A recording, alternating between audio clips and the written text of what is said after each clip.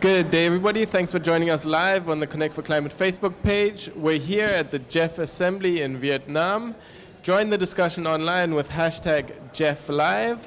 And next up on our here at our Digital Media Zone, we've got an interview with the CEO and President of the World Resource Institute, Andrew Steer. Thank you for joining us.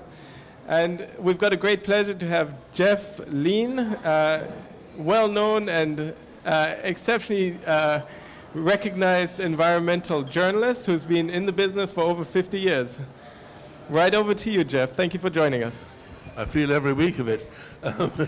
Anyway, Andrew, we've known each other a long time, 30 years almost, I think. It's very good to have you here. But look, you're a big figure. You run the biggest think tank in the world in this area, but you've flown God knows how many hours, you've changed planes, you've arrived here. It's hot and it's sweaty, very uncomfortable. Why'd you bother? Well, look, this is a very important meeting. This is held every 4 years, that's all. And the Global Environment Facility is the global fund for the global commons. And what do we mean by the global commons? It's all of those things, whether it's climate change, whether it's biodiversity, whether it's international waters, whole range of issues that somebody needs to worry about. Because individual nations don't worry about it enough. Why? Because it's not within their national borders so much. Yeah. Or at least if it is, you know, there's so many other things to get on with. And so you and I were together at the Rio Earth Summit. Do you remember? We're that old. Indeed, we were. In 1992 in Rio de Janeiro. Yeah. And do you remember then the world came to the conclusion that we need to worry about these global issues because if we don't, it will undermine all of the progress that we've made. If we lose our biodiversity, if we lose our species, if we heat up the world with global warming, if we have the ozone problem, quite frankly, all of the hard work we've done up to now will have been wasted. And so we set up, do you remember, the Global Environment Facility. And the Global Environment Facility is the global fund. That means that every nation in the world basically has come together, and they're here today in this building to say, we're serious about this. And so this is a very exciting meeting because the Global Environment Facility has just raised another $4.1 billion to spend over the next 4 years. And that's very precious money. It sounds like a lot, but actually it needs to be allocated very carefully. So one of the things we're thinking about is, what would it take to move from today's very inefficient but highly polluting and highly environmentally damaging world economy to tomorrow's efficient, prosperous, but non-polluting, non-environmentally damaging and sustainable economy. That's why we're here. So wouldn't you get on an airplane and travel a long way for that? Well, I would, but we both traveled a long way to Rio, and we thought we'd change the world in Rio. We really thought it was a turning point. But actually it was a high point. Things went downhill from then, really. And, you know, why will this be any different? Well, there's two things going on. One, we're all trying our best to improve the environment. And actually, we've done some very good things over the last 25 years. I mean, do you remember when we used to worry about the ozone hole? You remember that was the #1 issue? Well, we've largely solved it, in part, in a significant part, because of the Global Environment Facility. So we've been doing good things, but at the same time, the overall sort of economic tsunami of the world economy has been growing so rapidly. So for example, we're today in Da Nang, Vietnam. Now, 20 years ago, I lived in Vietnam. The size of the Vietnamese economy in real terms is 4 times what it was 20 years ago. Gosh. That means 4 times as much cement, 4 times as much smokestacks, 4 times as much steel being used. The urban population in Vietnam has more than doubled in the last. Cities are booming, just look out there. So whilst we're doing some good things on the environment, the problem is the human economic footprint is just growing so rapidly. And that's a good thing, of course, because, for example, in the last 20 years here in Vietnam, poverty has halved. Isn't that amazing? Yeah.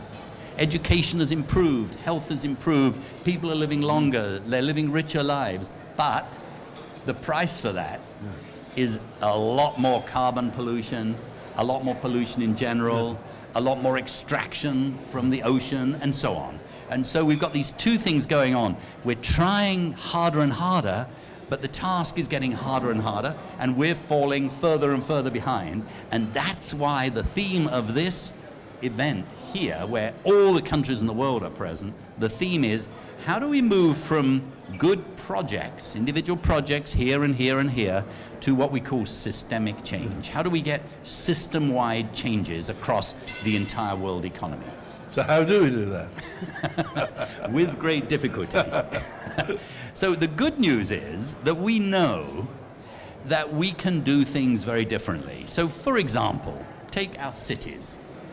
Cities are doubling in size every 20 years at least. How are we growing our cities right now? We're growing them by spreading them out further and further. We're designing our cities not for people, but for automobiles, for cars and vehicles. We know that actually, if we were to design cities around people, they would be more compact, they'd be more connected, they'd be more coordinated, they'd be more resilient, and you know it'd be a lot cheaper. So if you compare, for example, let's take a city like Atlanta in America. Atlanta has a smaller population than Barcelona.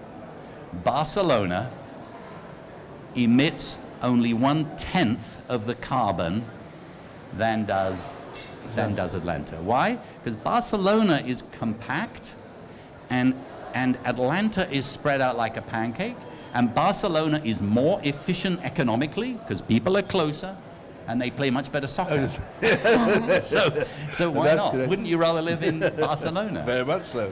Consider, compare Copenhagen with, say, Houston, Texas. Yeah. Houston, Texas, the average citizen spends 14% of their income simply getting to work and coming home.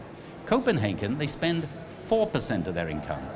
So they're essentially, Houston is throwing away 10% of their income. Now, but they're less good at baseball.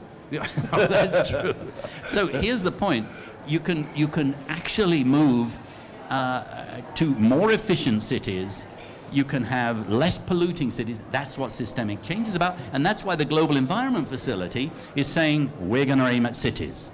Now, what is true for cities is true for food systems. It's true for energy systems. It's true for manufacturing systems. And so the GEF is saying, rather than do little bits of projects all over the world here and there, we're going to actually address some of these big systemic problems. And this is a really important thing. So it's a very exciting thing, but it requires real leadership. And in the world today, we don't have enough leadership. True. But if the GEF is so great, why has no one ever heard of it?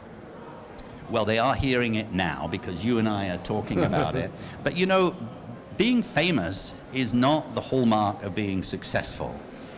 Some of the best things are going on in the world quietly with people not knowing about it. Mm-hmm. But I would ask everybody here that's listening to this to learn about the Global Environment Facility. It is the global fund. And the world is not very good at getting together and saying, we have a problem and we are going to solve it together. And particularly at the moment, when the world is splitting into different pieces, we've got trade barriers being put up, we're anti-immigration, we're moving towards a sort of, I'm just going to think about myself kind of world.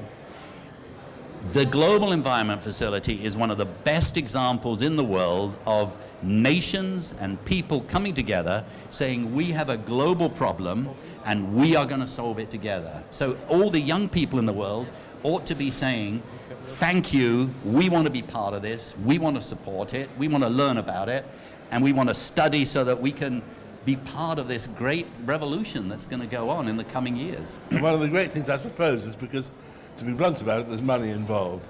So it's not just talk, you actually can get decisions and a thing like this which can be implemented. Yes, yeah. Solutions are not just about money. No. But you can't have solutions without money. Exactly. A lot of money can be wasted, but if you've got money and you allocate it carefully... And catalyze other funds. Yes, and catalyze other ones. So the $4.1 billion that the GEF has, which sounds like a lot of money, It's actually not very much money given the size of the world economy, but it will catalyze probably 10 times as much of that, because it's going to be placed very carefully, and then others, the private sector and others, will come in with big sums of money that will multiply the impact of the GEF. So, young people watching this, deciding what to do with their lives, what would you say in a sentence? I think you've got a big choice, and I know the way that you're thinking. You can go out and devote your lives to yourselves, and you'll retire, and maybe you'll be happy, but you won't be satisfied. Think about how you can have a career that will change the world, and those careers are possible, but they require commitment, and they require hard work. And I must say, looking around here at this room right now, and you look at all the nations represented here, and these people have come to Da Nang, Vietnam, because they want to devote their professional lives, their efforts, to make the world better. I mean, my goodness me, that's a sign of hope, isn't it? And they'll never be bored. They'll never be bored. No, you definitely won't be bored. It might be frustrated at times, because this is not easy. Don't do this stuff if you want a comfortable, easy life. Great stuff. Thank you very much. Wonderful stuff. Thank you. Fantastic. Thank you so very much. We've been live on the Connect for Climate Facebook page here at the GEF Assembly. Join the discussion with hashtag GEF Live. Thank you so very much, gentlemen. Good. Passionate stuff. Good.